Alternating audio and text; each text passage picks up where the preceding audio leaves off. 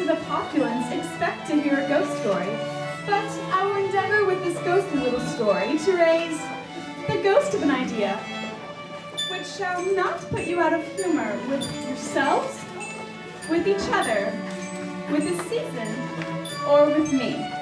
I only wish that it might haunt you pleasantly.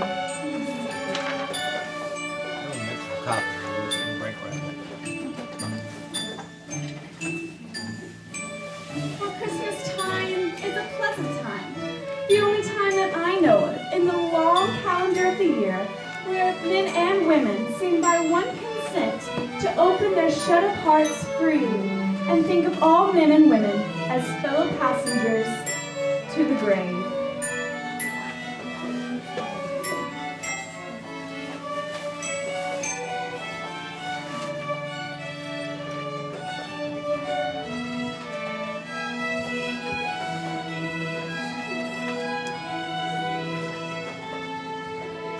And therefore, though Christmas has never put a scrap of gold or silver in my pocket, I believe that it has done me good and will do me good. And I say, God bless it.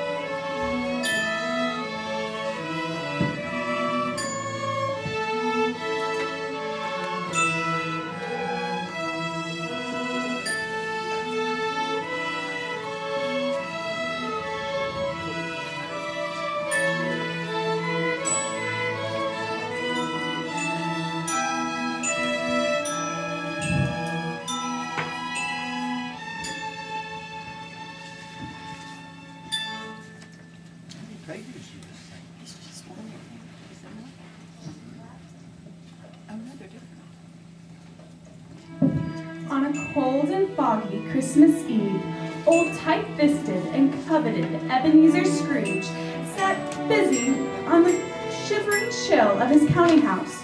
In the dimsel cell, there was the next room, his clerk, Bob Cratchit, worked by the stove, the flame kept barely alive, with less than one lump of coal to fuel the flickering ember. That afternoon, Scrooge reluctantly looked up as a visitor entered his office. Merry Christmas, Uncle. It was Scrooge's nephew, Fred, who had arrived full of the spirit of Christmas. Come dine with us tomorrow, Uncle. It was a generous invitation to which Ebenezer Scrooge sternly replied, Bah, humbug. I'm sorry to find you so resolute, Uncle. But nevertheless, I shall keep my Christmas humor to the last. So Merry Christmas, Bob. Uncle. As Fred left, two gentlemen, pleasant to behold, arrived with their door with their hats in their hands, seeking to collect a charitable donation for the poor. Donations? Am I not taxed enough for the poor? Scrooge stood and tried to usher them toward the door. Are there no prisons? Are there no union workhouses? No, but many can't go there and most would rather die. They'd rather die, they'd better do it and decrease the surplus population. Scrooge dismissed the two men without giving them a penny. After closing up for the day and begrudgingly giving Bob Cratchit the next day off for Christmas, Scrooge retired to his gloomy home.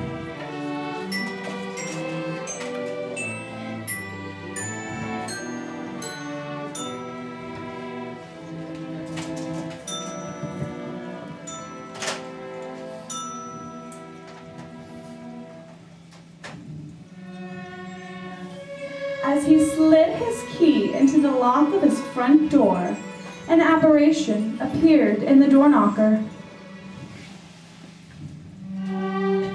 It was the ghostly face of Jacob Marley, who had died 7 years before that very night.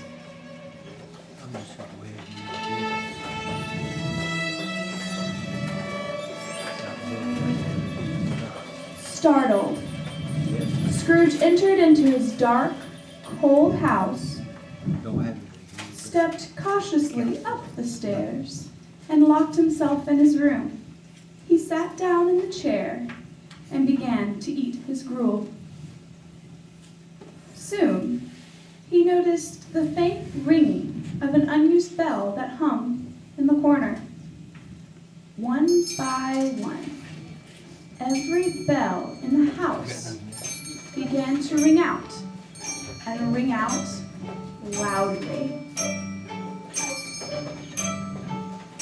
Suddenly, Scrooge heard footsteps heavily thumping up the stairs, and with them a clanking noise, as if a person was dragging a heavy chain. A ghostly figure floated through the locked door. It was Jacob Marley, bound in chains, and dragging behind him a trail of cash boxes, keys, ledgers, deeds, padlocks, and more chains wrought in steel. Though he saw the death-cold phantom standing before him, Scrooge fought against his senses and growled. You're a humbug, I tell you. Humbug!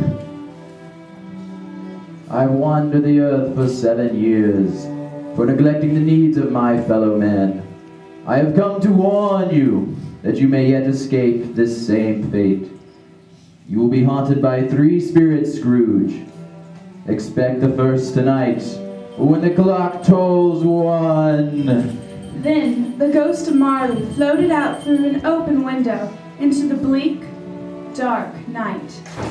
Scrooge slammed shut the window, went straight to bed without undressing, and exhausted, fell asleep upon the instant. Scrooge awoke. It was still quite dark and extremely cold. Perplexed and deeply bothered with a mix of dread and astonishment, he asked himself, Was it a dream or not?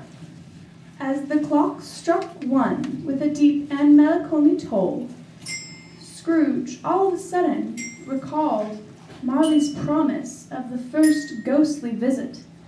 At that, the curtains of his bed were drawn apart by a strange, childlike figure, dressed in white, from whose head sprung a bright, clear jet of light.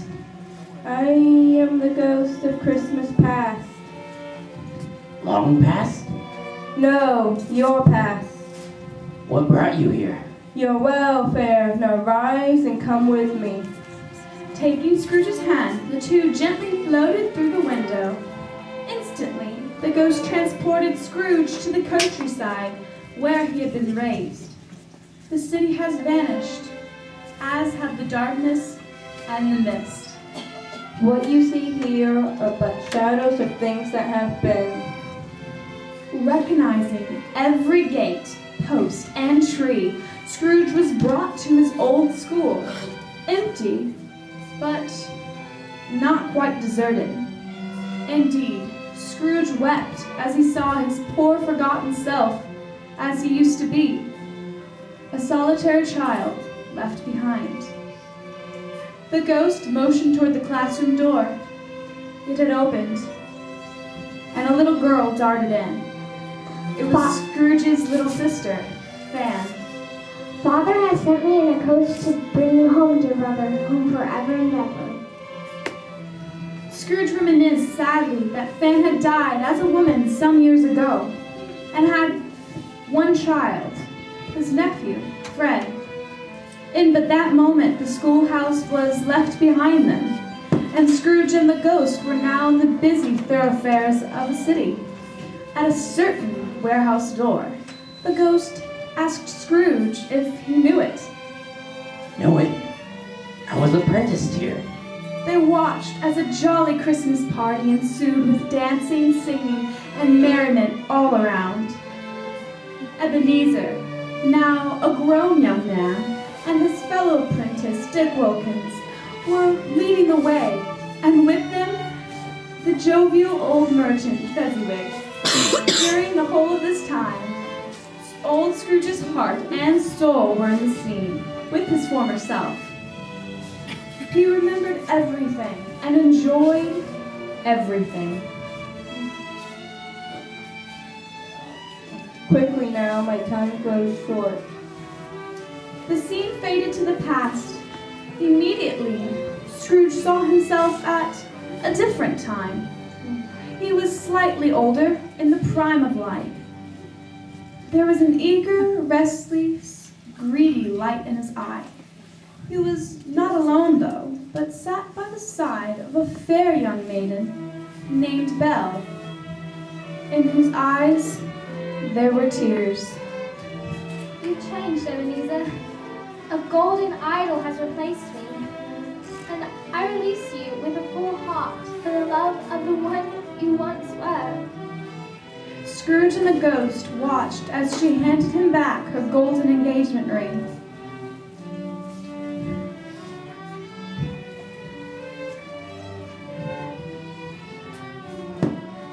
Spirit, why do you torture me? No more. No more. But there was more.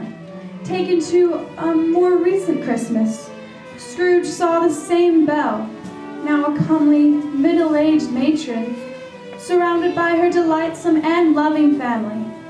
As he watched, Scrooge was flooded with a dreadful awareness that he was quite alone in the world. Tormented by the seeds from his past, Scrooge exclaimed, Spirit, take me back. Haunt me no longer. The light of the ghost was extinguished. Immediately he was back in his own room and sank into a deep sleep.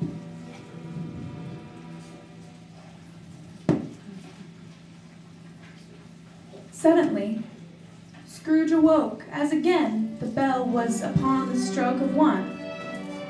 Scrooge rose from his bed, trembling at the sight of the light emanating from the next room.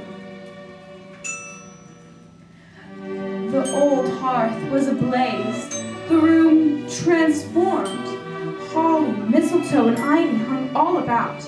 Sitting on a throne of meats, red-hot chestnuts, fruits, plum puddings, cakes, and seething bowls of punch, there was a jolly giant, glorious to see, who bore in his hand a glowing torch, shaped as a cornucopia.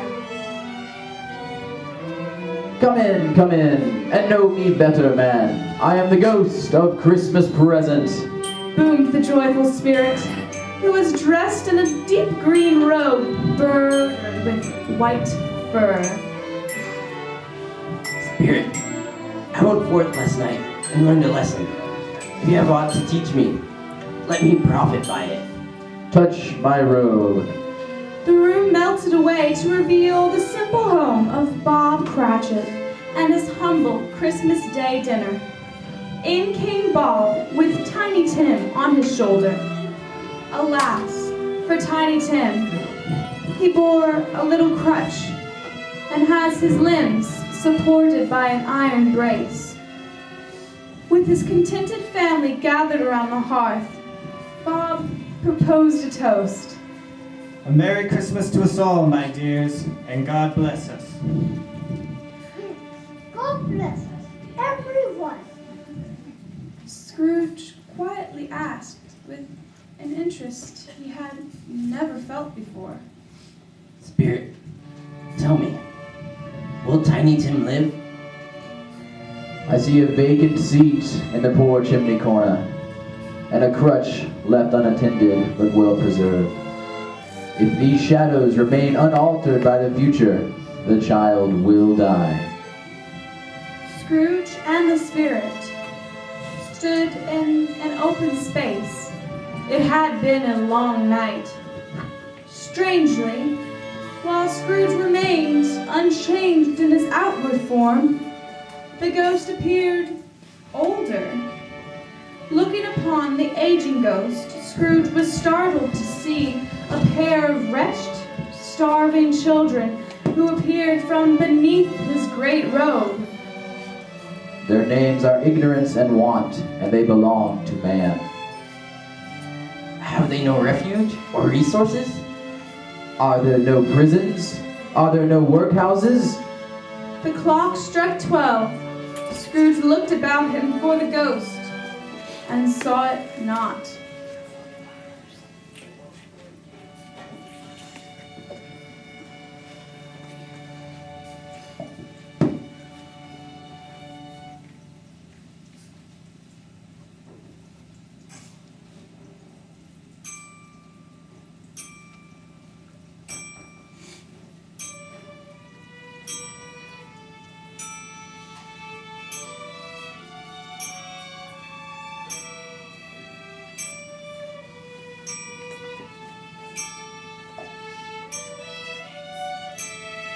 At the last stroke of midnight, Scrooge beheld a solemn phantom, darkly draped and hooded, coming towards him like a mist along the ground. Bending to his knee, Scrooge asked, Am I in the presence of the ghost of Christmas yet to come? The spirit answered not, but pointed downward with an outstretched hand. Spirit, I fear you more than anything I've ever seen before. But I know your will is to do me good and to make me a better man. So I shall bear your presence and do it with a grateful heart. The phantom moved away as it had come, and Scrooge followed in its shadow, which bore him up and carried him along.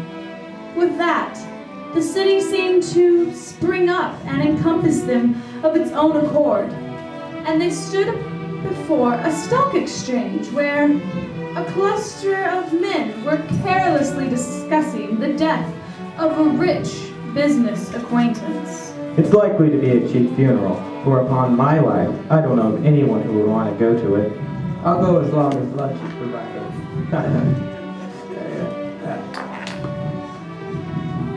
They left the busy scene and went to a foul and narrow part of town, to a dingy, filthy pawn shop. The rascal owner, Old Joe, and some shady characters bartered over a collection of personal belongings stolen from some dead man.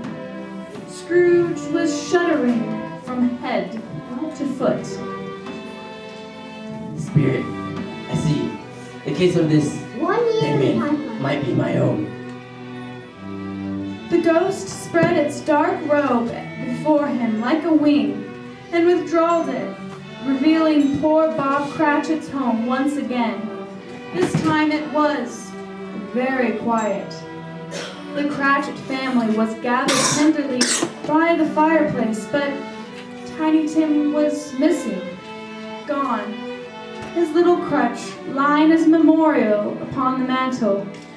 Scrooge was moved with compassion. Pondering the scenes of the night, he had asked the ghost, Spirit, who is this dead man whose things were bartered, and whom the men laughed? In but a misty moment, he found himself in an overgrown, weed-choked churchyard. The spirit stood among the graves and pointed down to a neglected tomb. Trembling, Scrooge crept toward it, and following the finger, read upon the gravestone, Ebenezer Scrooge. Shaking and clutching the spirit's robe, Scrooge cried out, Spirit, I am not the man I once was before. I will honor Christmas in my heart. I will keep all three spirits within me. Oh, please, Spirit, help me so I may scrub away the writings on this stone. Mysteriously, the form began to shrink. Wide-eyed, Scrooge watched it as it collapsed. It became even smaller, dwindled down, and transformed into a bedpost.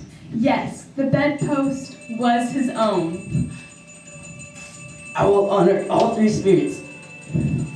Scrooge repeated as he scrambled out of the bed.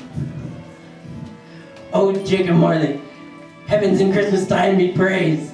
Scrooge's heart swelled. He opened his window and, laughing and crying in the same breath, began to shout. Merry Christmas to one and all.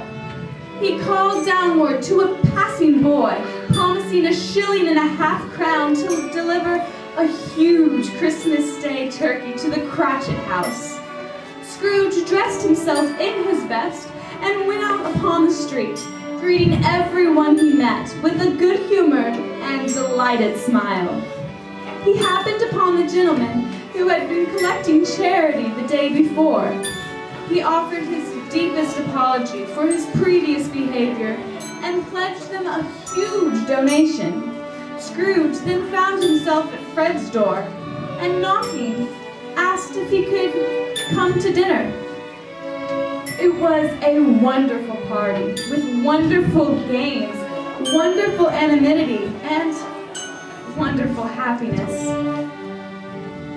But the next morning, Scrooge had arrived early to catch Bob Cratchit,